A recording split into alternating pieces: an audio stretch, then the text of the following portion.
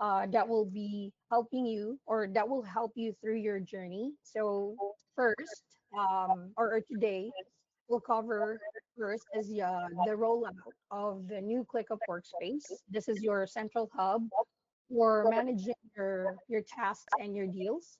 And then second, the Thinkific, or the release of new Thinkific manuals designed to expand our industry knowledge. And lastly, a look at some of our additional services that we offer to further support your success. So we'll walk you through each one. And if you have any question at any point, please feel free to raise your hand, unmute, or drop them in the chat. So let me just check. All right, so let's get started. So first, with ClickUp, let me share the screen. There you go. So this is your mission control for the accelerated journey. So from onboarding tasks to managing your deal pipeline, this is where it all comes together. I know some of you have, or some of you have already logged in and started exploring ClickUp, and that's really great. But for anyone who hasn't yet, first step is to check your inbox and then look for an invite email from Click. You just have to accept it, or accept the invite to create your account and join. Join the Acquira workspace. And if you need to change or update your email, just send me a Slack, um, or email me at andi@acquire.com. So now let's dive in to the interface of ClickUp. So once you log in, this is what your ClickUp homepage will look like. Right on the screen, you'll see recent agenda, my work, and other cards. So this will just give you a snapshot of where you left off and what's coming next. Now, to dive into your task list, so on the left hand menu, you'll click on Shared with Me, and then your folder labeled as your name or with your name, right? And then click on Tasks. This is your task list. So your task list, this will give you the complete list of action items. So some tasks, they include subtasks, links, and even action items. So please check them out. Let's say, for example, as your first deal review call. So if you click on that task, you will see like a brief description, the process, and even the link to schedule your deal review call. So just a reminder, or yeah, just a reminder that tasks are arranged in order, starting at the top with onboarding, and we're working on your way down. So each task represent a step in your journey, from onboarding again up to your acquisition milestone. So if you click back, there you go. You will see here the phase or the stage that you're in, since they are grouped together there. And then if you will look at the right side of it, there is a due date. So we recommend to set them early so that ClickUp will send you reminders to help you stay, or to help you keep track of your task. And then ClickUp also has a Gantt chart view for your task and your deals. So this is like your visual, like your journey, visually laid out on a timeline if you've set your due date, in which that will show here on the right pane. There you go. Now, moving forward, um, basically to make the transition smooth, since I'm seeing a lot of accelerators or AEs who's been using ClickUp, will be moving everything over for you. That means that your completed tasks, training answers, and any deals that you're currently working on, will be transferred from your old folders to this new ClickUp workspace. So you will not lose any of your progress. All right. And then let's explore first the resources hub. This is the old content folder.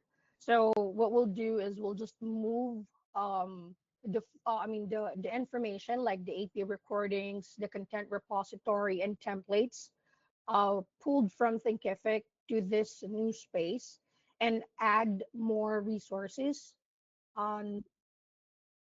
Let me just check. All right. And then let's move to your deal management hub or your deals list.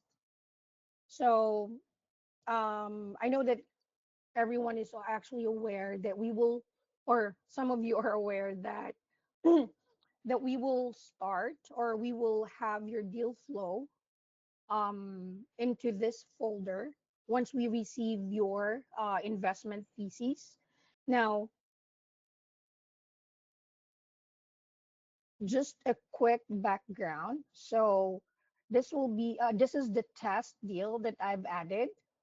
Once you've added the deal, you have to change the status to in progress so that it will auto-populate or it triggers your checklist of tasks related to the deal. So like this. And then to add a task, so all you need to do is just click on add task here first. Let's say uh, deal test 2. And then just enter all the related information here in the custom fields like the location, industry, cash flow, etc. And then from here, you just have to click on in progress, and that will auto-populate these tasks. And these tasks also has some checklist that you can also refer to so that you can keep track of where you at on this deal. Now, if you are looking at multiple deals at a time, we also have a Gantt chart view on this one or on the deals folder where you can also set due dates and you would see where you at or you can also visualize, right? Where is the choke point or what's um, delaying the process of what you're working on using the Gantt chart. So there we go. So here's the test deal too that we created earlier. Now, just to also let you know, if in case that you've submitted your investment thesis and you haven't received any deal for more than a week, please feel free to let me know so I can check it out. Basically, it could be a lot of reasons. It could be the setup, but it would also be best to also revisit the theses. I mean, it's often worth revisiting your theses, making sure that they're not overly restrictive. So that's everything for the ClickUp update. Do you have any question on ClickUp, or let me know if you were unable to access it. I'll resend you the invite as well. Oh, Larry? Hi, Andy. Thanks. I have a lot of deals coming in. I think because is it because I signed up at BizBuy something, BizBuy Sell, and so maybe it's auto-populating because these are not the ones that like I've gotten from Errol. These are look very Oh, random. oh, So it's actually, no, sorry. mm-hmm, These are on market deals mm-hmm, that we are scraping using our in-house scraper. But mostly they are from deal search sites like DealStream, BizBuySell, Flippa. and a lot more. So that's why you're seeing random deals from here. And if you would like to change the criteria or whatnot for your on market deals or deal flow, feel free to let me know so I can adjust the setup or the filters. Okay, so I'm checking it's working properly. I'm All just right. not understanding it yet. Okay, got it. Okay, All right, cool. I gotta know if So, it's system error or user error. So it's better if it's user error because I can fix that. Thank you. all right. Well, let me know if you have any question using it as well. Um, well, anyway, that's it for the update and ClickUp. I'll definitely let everyone know once we have um, move everything from your old folder to these new folders. All right. Now let's move on to the second update. That's with Penelope. So let me share it. There you Okay, next screen, I guess, Andy. Right, we've created a new category in the Thinkific training. They are spotlights on the industries that Acquira likes, and so far there are 4 of them. There probably will be more. The next one might be electrical, for example. And these are all live right now. Spotlight and roofing just went up a few weeks ago. So, Andy?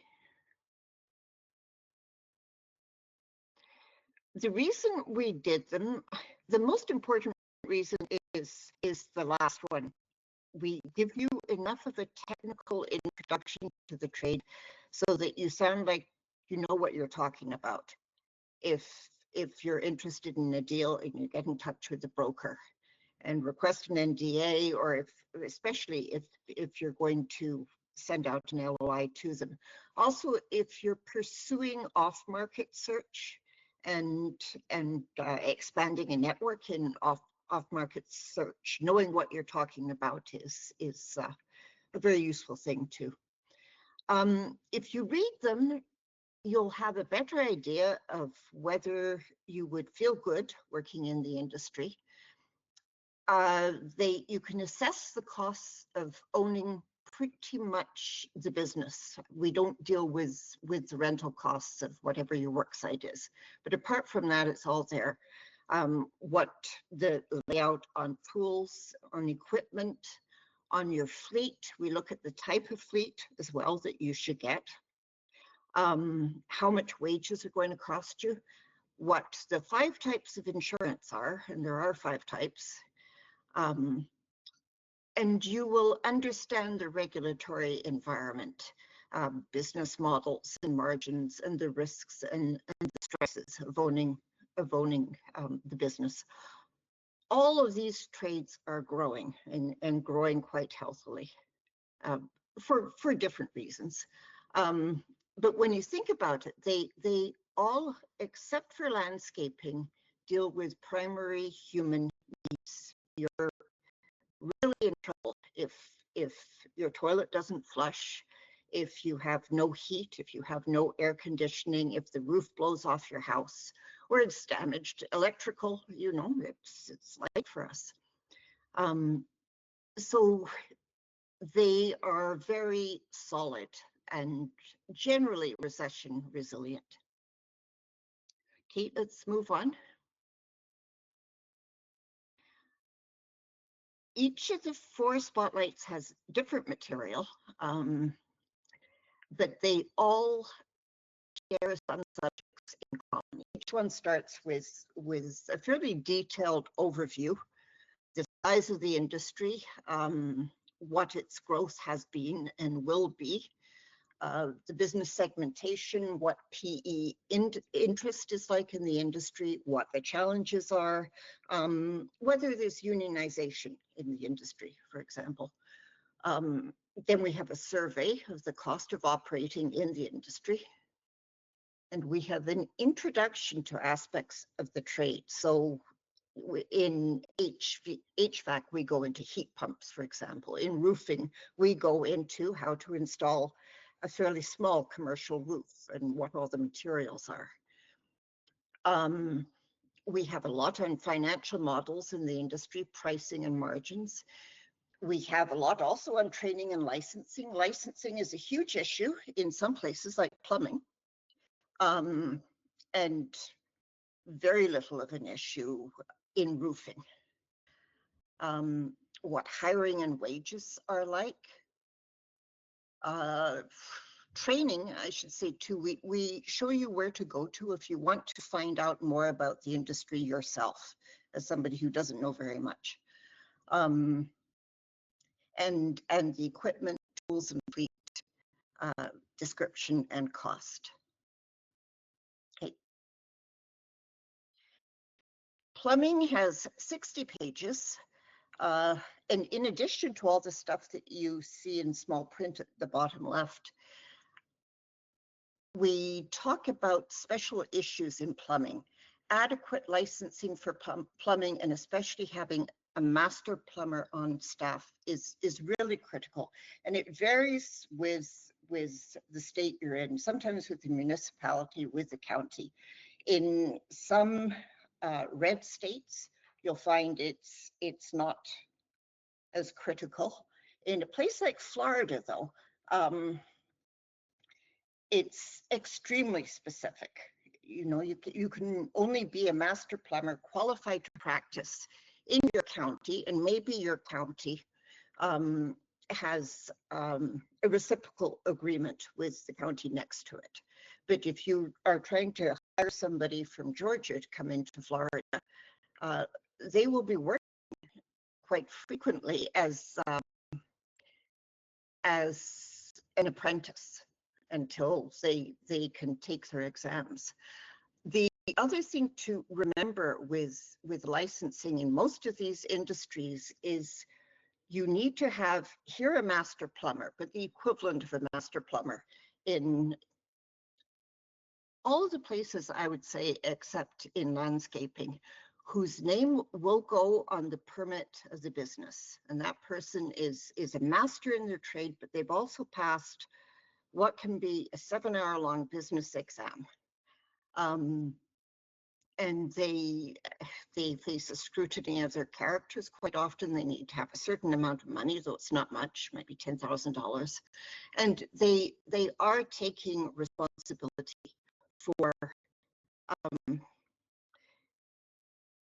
for ensuring that everything is complied with in the business.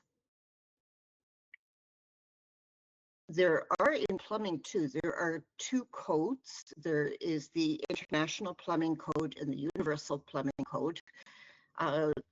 International Plumbing Code is much easier. It's much shorter, and it also allows quite a bit of freedom in how solutions are done in plumbing. And different, Texas and Florida, for example, have different plumbing codes. The Universal Plumbing Code, the code is twice as long, and you have to do exactly what you are told in that. We go a lot into the shortage of qualified plumbers. It is a stress in the industry.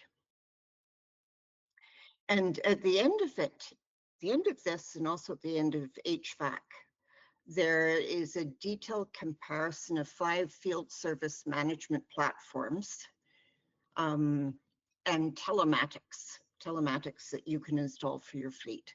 So the 5 field service management platforms are Jobber, House Call Pros, going from the simplest to perhaps too complicated.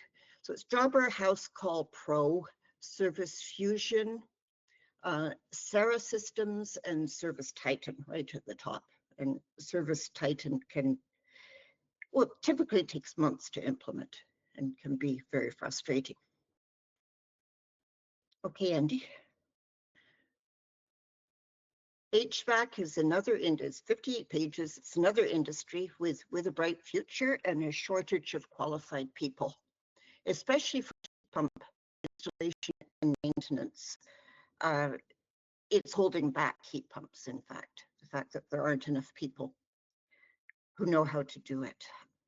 This particular spotlight has an in-depth section on federal, state, and local incentives that benefit customers. And it's really boring, but you need to know it because it saves your customers money, and it's a huge sales tool. We take a close look at heat pumps and the various types of heat pumps, and we do a comparison energy consumption in addition to all the other stuff. Andi?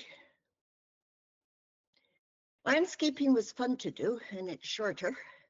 There are many more players in landscaping than in the other trades because it's very easy to get into, very low barrier to entry, and it ranges from solo operators to quite a few firms with $1 to $3 billion in revenue.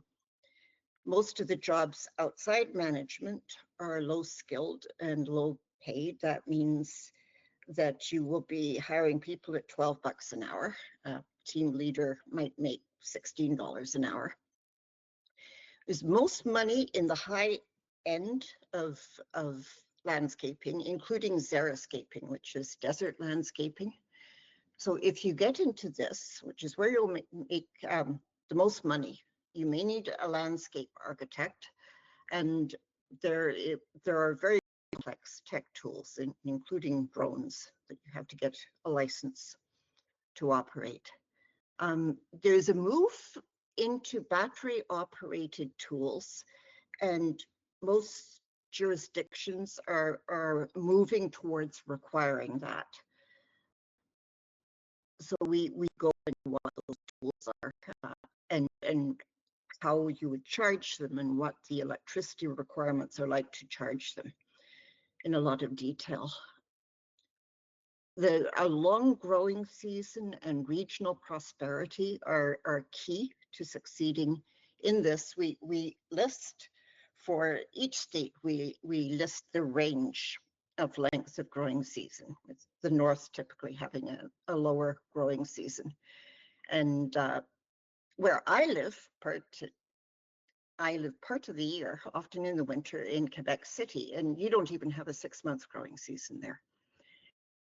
And so it's a big issue in northern parts of the US.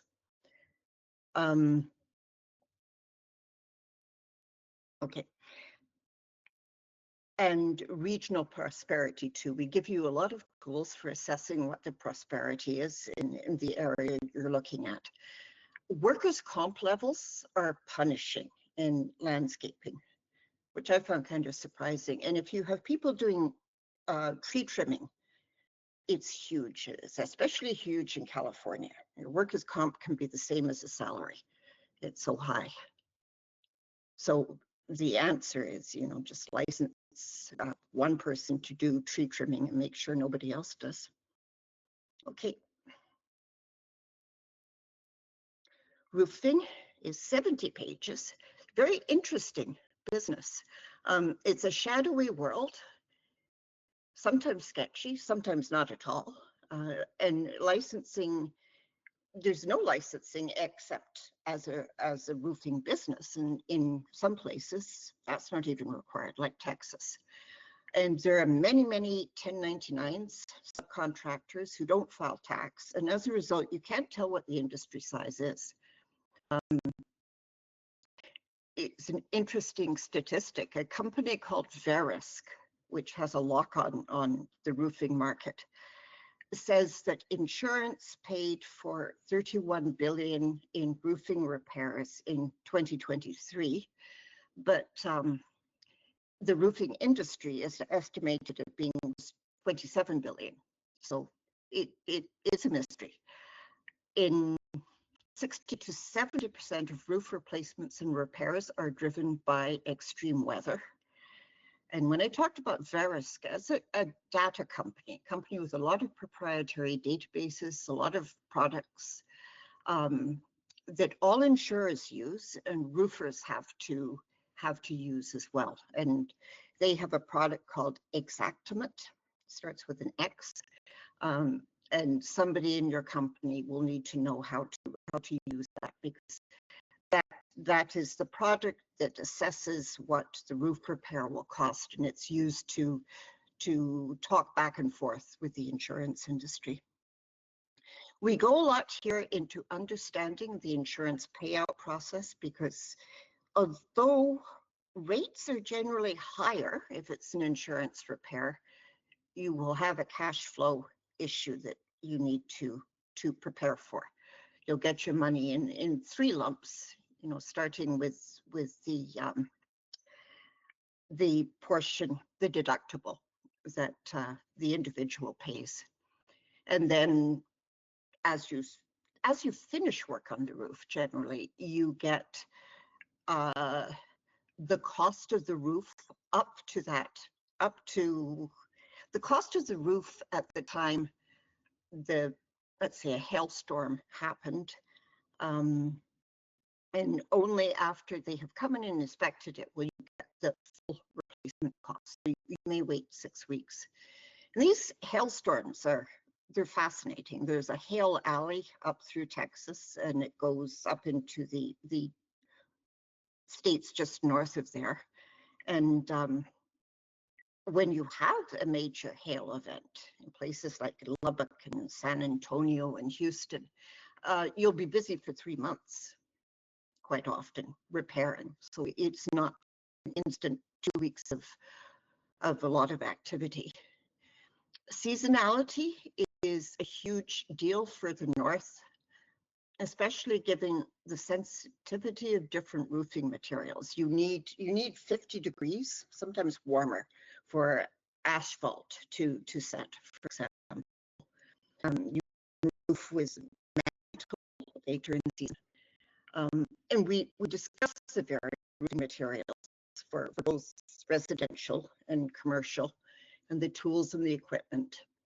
And we go into how to install a small commercial roof. It's a commercial roof on a 6-plex. If I had known this material before I just asked for a roof on my house in December as quickly as possible and didn't concern myself about the quality of the shingles, I would have done it so differently. And we go here in insurance into GL insurance and workers' comp insurance, because they can be, here I say horrifying. General liability insurance in Florida, which is a very litigious state, is incredibly high.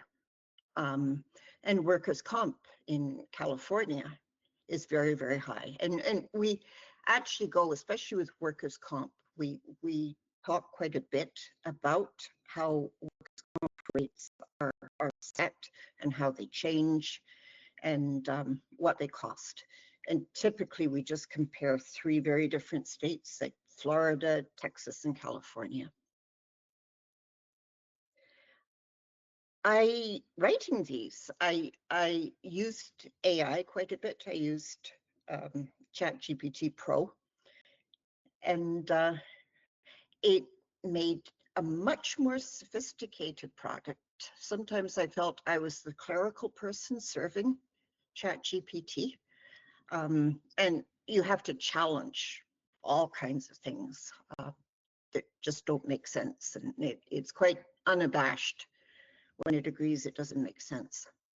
But anyway, the 4 new industry spotlights are there in Thinkific. They are after module 102.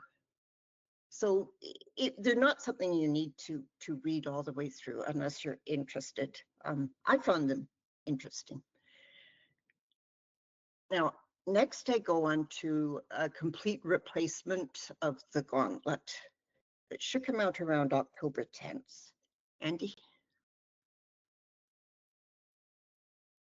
The gauntlet goes back 5 years, may be getting on for 6, though we did go through it and streamline it a couple of years ago.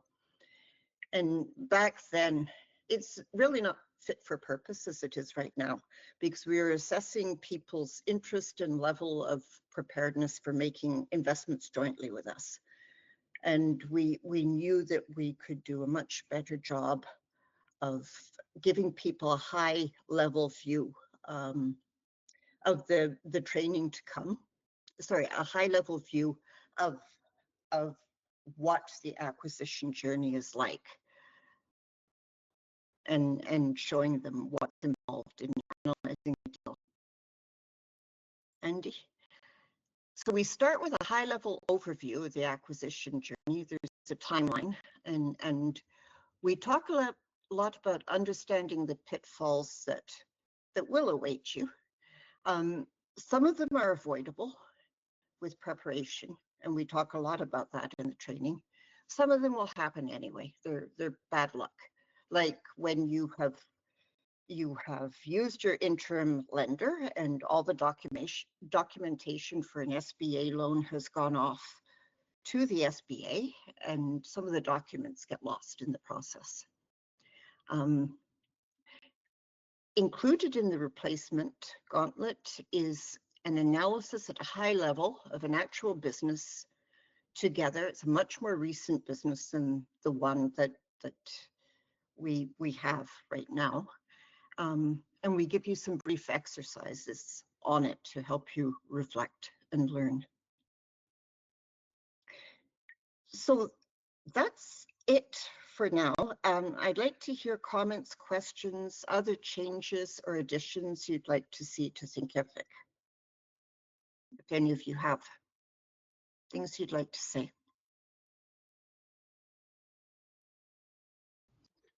Hey Penelope, this is Ken Kaufman. I'm pretty new to the group, and good to hear your voice, and seen your name in a few places. But I would just give comment to this is all I've known is seeing the new spotlights. I'm interested in HVAC plumbing.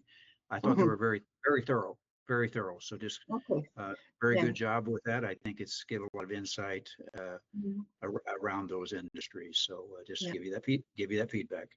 Thank you. Okay. I'll pass this along to Nathan. Nathan, you're up.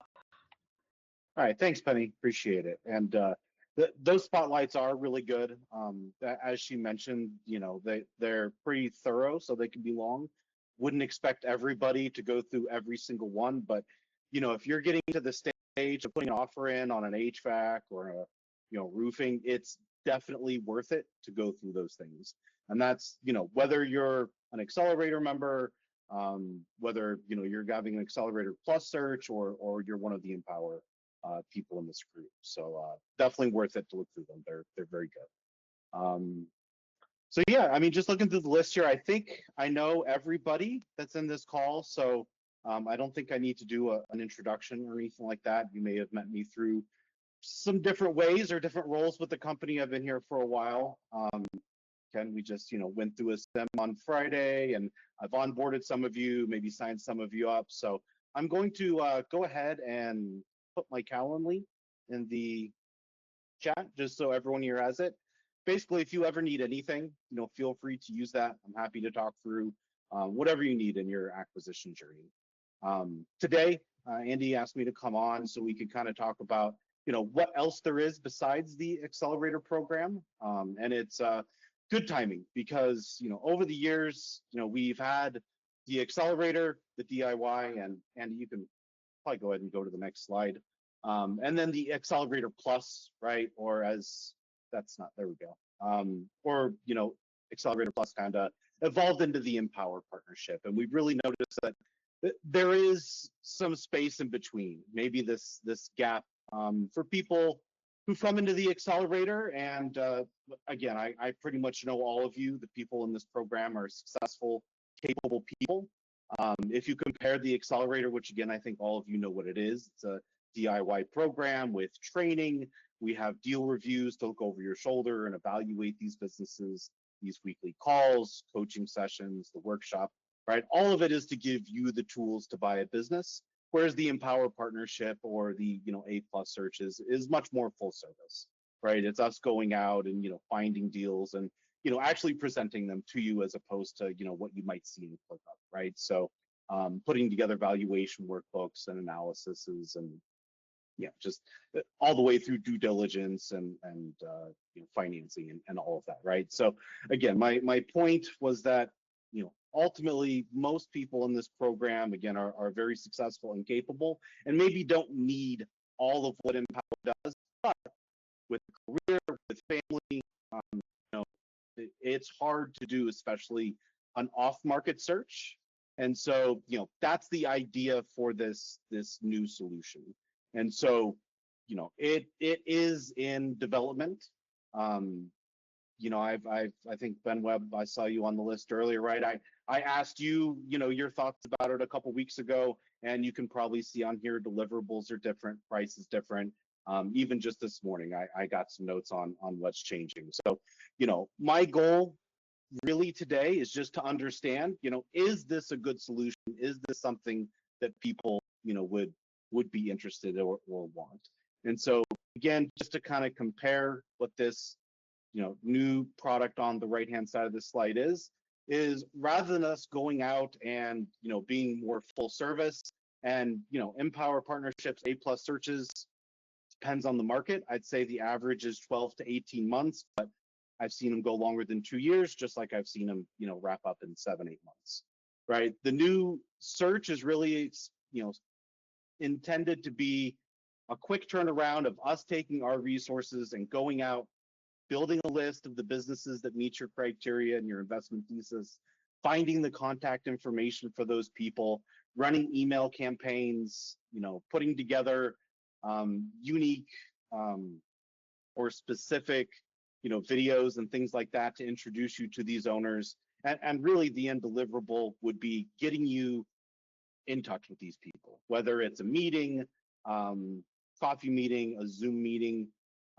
but again, kind of a middle ground, right? If let's say we introduce you to that person, then you would be, you know, just like anyone else in the Accelerator program that you already have, you know, you would kind of take over that, but maybe with some more structured support, as it says there. It could be extra coaching sessions, putting together, again, some materials to help you talk to sellers, help you talk to brokers, and move the needle forward. I would say that, you know, networking and education is part of it, as well as finding a deal. Off market, I think sometimes gets elevated to this kind of mystical level that, you know, it's perfect, and there are very good things about it. Again, I know some of you are in tough markets, right, where it's very competitive. So having something unlisted can be good to not, you know, have people driving up prices, right? But again, there's other challenges like getting that seller ready to sell, making sure that their financials are SBA financeable, etc. So again, you know, my goal today is just kind of to, you know, introduce this. It's not on the market. I'm not really trying to sell it, but understand again if this is a good solution or not. Andy, you can probably go to the next slide. This is kind of the side-by-side. Again, just if you're in the Accelerator program and you're running your search through ClickUp and you're having your deal reviews, coming out to the workshop and you're doing fine, you absolutely can stay in the Accelerator program. But again, if you have a full-time job and you're just not finding the traction with your search, you know, the Empower partnership is really us taking the lead, going out, presenting those deals to you. You know, an example, right, after you get under LOI, a lot of you have met Rich, right? He's usually setting up weekly or bi-weekly calls through that whole due diligence process with you, whereas in the Accelerator program, you know, you have a few coaching sessions and you'd have to be a little bit more targeted about, you know, how to use those, right? The new off-market solution, again, is really meant to give you access or resources that you wouldn't have on your own. You know, it's more of a 6-month solution. Us and run those campaigns, find those businesses, get those people in front of you, and then give you the tools to actually, you know, take those forward and hopefully close one. One of the new changes that I was told about today is that it's not just an off-market solution. Again, you know, we can put 50 people on your calendar, but will those people close? We don't know. And so, you know, there is some more active management that we can do on the on-market side, so that you're not spending as much time in ClickUp and reaching out to brokers and getting SIMs and all that as well. So, Andy, let's go to the last slide. Again, you know, I just kind of want to find out from everybody, you know, if we're way off base, I'd rather know that, right? Or if there's things in here that hey, that's valuable, but that's not. Here's some of the things that we would plan to deliver with this product, right? So again, finding businesses, warm introductions, preparing you for those calls with unlisted sellers, brokers, having debriefings afterwards, talking about next step, negotiating those deals, creating a profile for you that we can put on our website, LOI support, all those sorts of things. So again, if anyone has any feedback, I'd love to hear it now, or you can use that calendar link that I put in the chat if you want to schedule a call.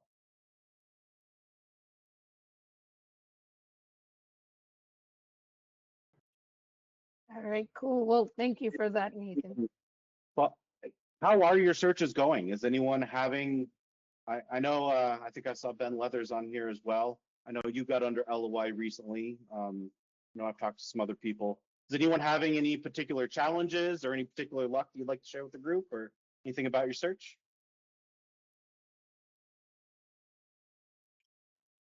I was just saying, Nathan, this is Ryan. I was just going to say on that list, instead of what would be most valuable, I think it's, from my perspective, it's more of the negotiation, bill structure, advice, LOI for that community is where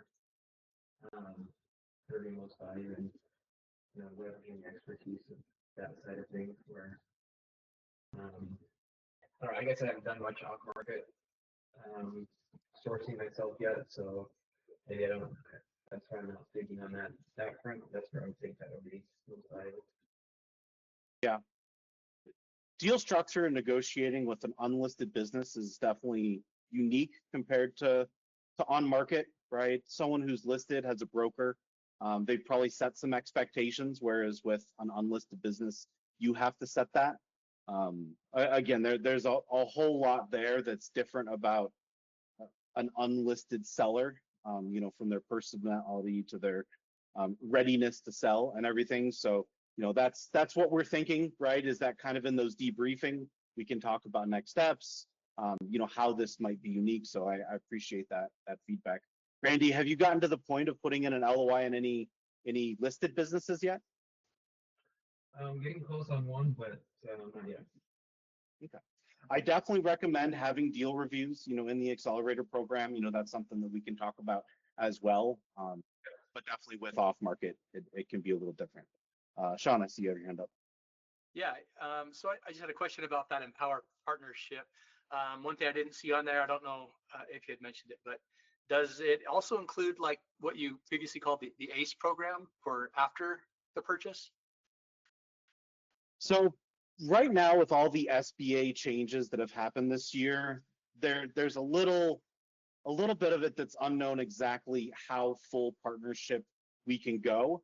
But the idea is that the Empower partnership is for people who want to do what Hayden did, right? Build a portfolio, do this over and over. And so post-acquisition, as an equity and operating partner, we would want to help you stabilize that business, get it out of the J curve, get it growing, and then start looking for what's next, right? Whether that's another acquisition, a roll-up, a tuck-in. I know that that's kind of a vague answer, right? But basically what I'm saying is, depending on what we can do from an equity standpoint, might be whether we are, again, an operating partner with you already versus whether maybe ACE, would be the better solution. Right now, we're kind of keeping it open because, again, that's typically a 12, to 18 month start to finish, right? So exactly what that might look like the day that your deal closes, the solution might be different. Okay, thank you. Mm-hmm. Nathan, we have a question in the chat. It says here, or Eric said, are there any limitations to the geographies where you support this new off-market program? Good question, Eric. I know you're up in the Washington area where actually Empower is not buying, right? And so that was also part of this decision, right? Is that we have the infrastructure in to do these searches in other places where maybe Empower isn't partnering. So we don't have that limitation for the new product. And Washington and the Pacific Northwest is one area that I think we saw as an opportunity because of that.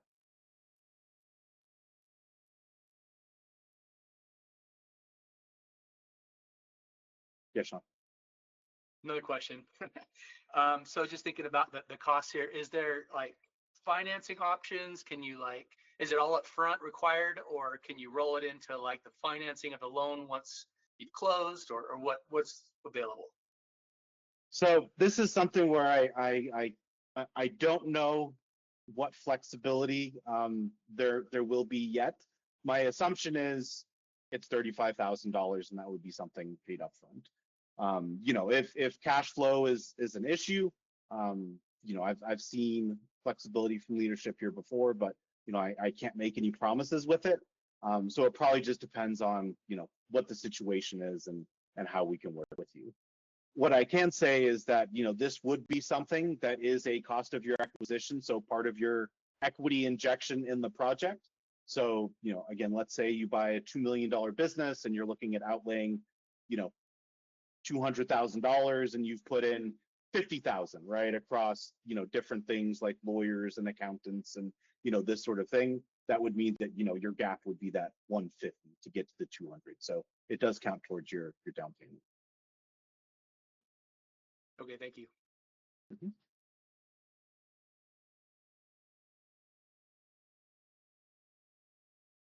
All right, and again, if anyone has any any further questions or any feedback maybe that you just don't want to share publicly or anything, you can always put something on my calendar, or my email is real easy. It's just nathan@acquira.com.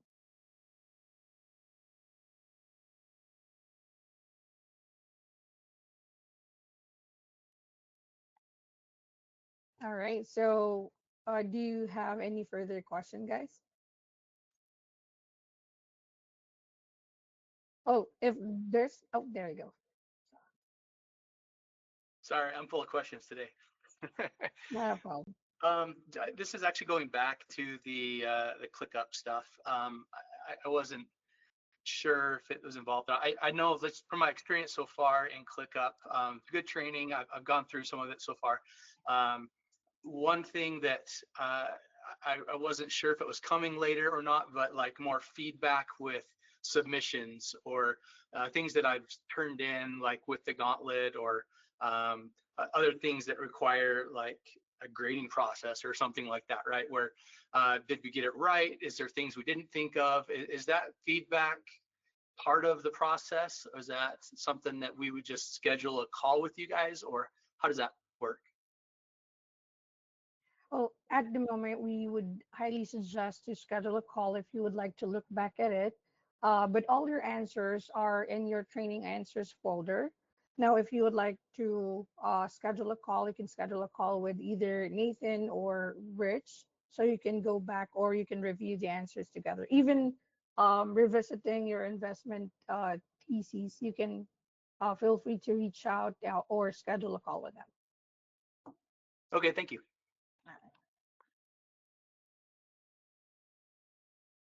All right, well, that's everything we wanted to share at the moment. And if you do have any feedback, any other suggestions, or maybe anything that you'd like to let us know, feel free to Slack or email us. That's just our first name and then at acquire.com.